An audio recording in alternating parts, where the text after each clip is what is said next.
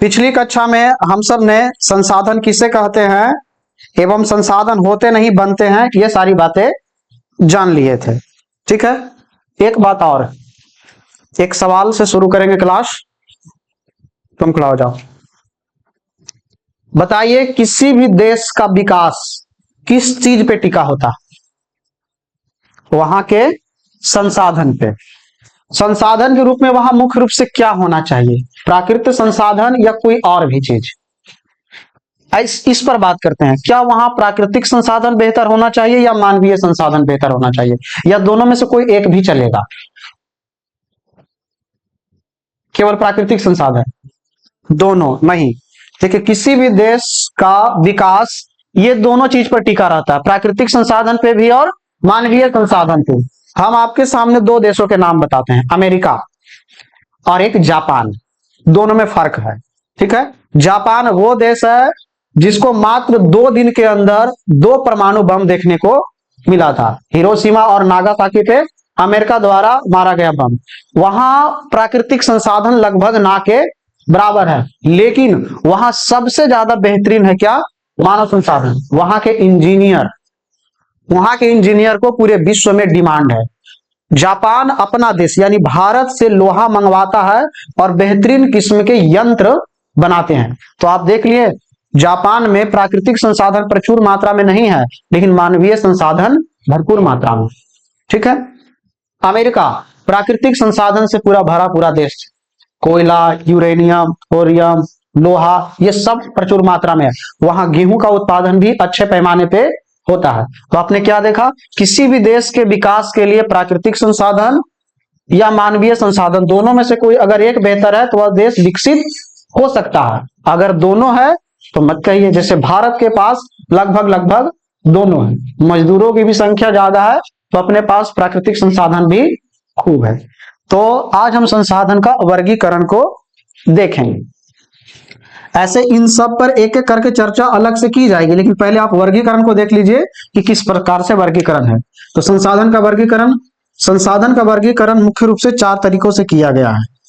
ठीक है, एक उत्पत्ति के आधार पर। उत्पत्ति मतलब कैसे उत्पन्न हुआ उसके आधार पर। जैव और अजैव। जैव के अंतर्गत हम सजीव को रखेंगे और अजैव के अंतर्गत हम निर्जीव को रखेंगे। जैसे पेट्रोलियम, तो बताइए पेट्रोलियम जैव होगा कि अजैव? नहीं, पेट्रोलियम जैव होगा। कोयला जैव होगा कि अजैव? नहीं, जैव होगा। अरे कोयला पेट्रोलियम कैसे बनता है? जैसे अचानक भूकंप आया जिसके कारण पेड़ पौधे जमीन के अंदर दब गए और लंबे समय दबे रहने की वजह से वह किस में बदल गए? कोयला में। उसी क्रम में जीव जंतु भी दबे होंगे। ठीक है, तो जीव जंतु के अंदर जो द्रव्य होता है वो बदल जाता है किसमें? पेट्रोलियम में। तो बताओ, पेट्रोलियम और कोयला कौन संसाधन हुआ? जैव संसाधन, क्योंकि वो सजीवों से ही तो बना है ना। तो जैव संसाधन अगर हम बात कर दिए तो इसका मतलब है कि हम जीव जंतुओं की भी बात कर दिए, और विज्ञान में पेड़ पौधा भी सजीव है।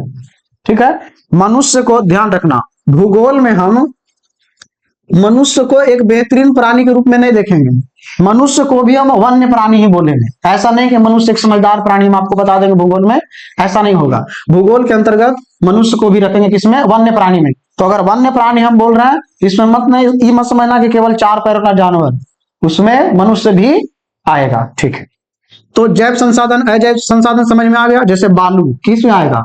अजैव में आएगा। उपयोगिता के आधार पर संसाधन, उपयोग करने पर। अब उपयोग करने पर चीजें समाप्त भी हो सकती है और समाप्त नहीं भी हो सकती है। तो नवीकरणीय संसाधन और अनवीकरणीय संसाधन। जिसे उपयोग करने पर समाप्त नहीं होगा वो नवीकरणीय, और उपयोग करने पर समाप्त हो जाएगा वो अनवीकरणीय। जैसे हवा, पानी किस में आएगा? नवीकरणीय। और एक ऐसा उदाहरण दीजिए जो उपयोग करने पर खत्म हो? कोयला और पेट्रोलियम। पानी नहीं। तुमको क्या लगता है पृथ्वी पर 71% जल है, खत्म हो जाएगा? और वो जो जल चक्र चल रहा है सो बड़े थे ना, तो जल चक्र द्वारा नहीं, तो उसको उपयोग करने के बाद चीजें समाप्त हो जा रहा है ना। अब कोयला बनने की एक छोटी प्रक्रिया तो है नहीं, लंबी प्रक्रिया है, तो उसमें समय लगता है। स्वामित्व के आधार। स्वामित्व मतलब मालिक। जहां जहां पर हम स्वामित्व शब्द का प्रयोग करेंगे समझ लीजिए हम किसी मालिक की बात कर रहे हैं। इसमें होता है व्यक्तिगत संसाधन। जैसे आपका पेन आपका है, ये व्यक्तिगत है, आपका कॉपी व्यक्तिगत है। सामुदायिक, कोई वैसा संसाधन जिसपे पूरा समूह का अधिकार हो, जैसे ये भवन देख रहा है, ये सामुदायिक भवन है, इस पर केवल मेरा अधिकार नहीं है बल्कि पूरे गांव का है।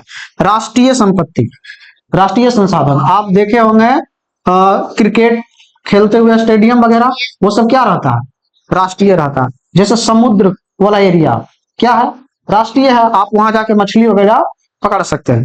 अंतरराष्ट्रीय, जहां दो देश मिलकर काम करेंगे, ठीक है, जैसे मान लिया एक ऐसा जगह है जहां पर भारत भी काम कर रहा है और पाकिस्तान भी काम करके वहां से क्या निकल रहा है, संसाधन, तो वो जो क्षेत्र वाला जो संसाधन होगा उसको हम किस में रखेंगे, अंतरराष्ट्रीय संसाधन। विकास के आधार पर संभाव्य संसाधन, विकसित संसाधन, भंडार। संभाव मतलब पता चला है कि वहां कोयला निकलेगा, तो संभावना है, मतलब अंदाजा लगा दिया कि यहाँ निकल सकता है, तो वैसे थोड़ा कुछ होता है। तो यहाँ हम विकास के संसाधन पर यहाँ छेड़छाड़ नहीं की जाएगी, यहाँ से हम निकालने का प्रयास नहीं करेंगे संसाधन, क्योंकि यहाँ संभाव्य शब्द लग गया है, क्या गारंटी है मिलेगा कि नहीं मिलेगा। विकसित संसाधन, पता तो है कि वहां संसाधन विकसित है लेकिन हम उसका उपयोग नहीं कर पाएंगे। एक एक करके चर्चा की जाएगी। भंडार, जैसे पता चला कि हिमालय वाला क्षेत्र में कोयला मिलेगा, यह है पता, ठीक है, लेकिन सरकार उसको नहीं निकाल रहा है, क्यों, क्योंकि जितना निकालने में जितना खर्चा हो जाएगा पता नहीं उतना कोयला निकलेगा कि नहीं निकलेगा, लेकिन भंडार पूरी मात्रा में है। एक है संचित संसाधन, ये पड़ा हुआ है, इसका कोई उपयोग में नहीं हो रहा है, तो इस संसाधन को हम बोलेंगे संचित संसाधन। ये है संसाधन वर्गीकरण के मुख्य रूप से वर्गीकरण, इतना तो आप याद रखेंगे। लेकिन संसाधन को मोटे तौर पर हम दो ही भागों में बांटेंगे, एक प्राकृतिक संसाधन और एक मानवीय संसाधन। प्राकृतिक संसाधन जो स्वतः इस जमीन पे है वो है प्राकृतिक संसाधन। मानवीय संसाधन जिसे मनुष्यों ने बनाया है, ठीक है, जैसे रेलगाड़ी, सड़क, ये सब क्या है, भवन, ये सब मानवीय संसाधन है। प्राकृतिक संसाधन को भी आगे चल के दो भागों में बांटेंगे। कुछ ऐसे प्राकृतिक संसाधन होते हैं जो उपयोग करने पर समाप्त हो जाता है, जैसे कोयला, पेट्रोलियम प्राकृतिक संसाधन ही है, उपयोग करने पे समाप्त हो जाता है, तो वो आ जाएगा किसमें, अनवीकरणीय में। लेकिन कुछ ऐसे प्राकृतिक संसाधन है जो कभी खत्म नहीं होगा, जैसे हवा और पानी। क्या मनुष्य अथी वन्य प्राणी, किस पे बात कर रहा है, वन्य प्राणी। वन्य प्राणी में अलग से नहीं बताना पड़ेगा मनुष्य को, इसी में आ गया। तो बताइए वन्य प्राणी नवीकरणीय संसाधन में आएगा कि अनवीकरणीय संसाधन? वन्य प्राणी नवीकरणीय संसाधन में आएगा। तुमको क्या लगता है ये जो प्रजनन की क्रिया है तो क्या है, वन्य प्राणी का एक चक्र ही तो चल रहा है, कैसे समाप्त हो जाएगा, नहीं हो सकता है। चलिए, नवीकरणीय को भी आगे चल के दो भागों में बांटा गया है। सतत, सतत मतलब जिसको हम लंबे समय तक चला सकते हैं। जैव मतलब जी जंतु, मतलब कुछ समय के लिए रहते हैं फिर ये मृत्यु को प्राप्त हो जाते हैं। जैव संसाधन को भी आगे चल के दो भागों में बांटा गया है, प्राकृतिक वनस्पति और वन्य वनस्पति। प्राकृतिक वनस्पति में हम पेड़ पौधों को देखते हैं और वन्य जीव में हम जीव जंतुओं को देखते हैं, जिसमें मनुष्य भी आता है। अनवीकरणीय मतलब उपयोग करने पर जो समाप्त हो जाए, तो उपयोग करने पर जो समाप्त हो जा रहा है उसके दो तरीका से उपयोग कर सकते हैं। एक ऐसा करते हैं कि पुनः चक्रीय, पुनः चक्रीय मतलब हम उपयोग किए समाप्त हो गया, हम चाहे तो उसको फिर से बनवा के फिर से उपयोग करेंगे। जैसे मान लिया जाए आपके पास लोहे की कोई वस्तु है, क्या चीज है लोहे के, बोलिए, लोहे का एक हथौड़ा लेते हैं, ठीक है, लोहे का हथौड़ा जरूरत है तब तक उस हथौड़े से काम किए, फिर बाद में पता चला कि यह हथौड़ा पूरा एकदम से ही आ गया है, तो आप उसको क्या कीजिए, पिघला करके उसको क्या बना दीजिए, हसिया बना दीजिए। अरे हसिया लिखा जाता है मैया, ठीक है, हसुआ ना होता है, हसिया बना दिए। तो आपने क्या देखा, हम एक वस्तु से दूसरे वस्तु पे स्थानांतरित हो गए, मतलब एक चक्र की ओर बढ़ चले हैं। तो इस तरह से अनवीकरणीय संसाधन को हम चक्रीय रूप में पुनः उपयोग कर सकते हैं, और इसमें मुख्य रूप से हम किसका उपयोग करते हैं, धातु। अचक्रीय इसमें आता है जीवाश्म ईंधन। ऐसा नहीं है कि कोयला, पेट्रोलियम अगर समाप्त हो गया तो आप उसे दोबारा से बना लेंगे, तो वो हो जाएगा अचक्रीय।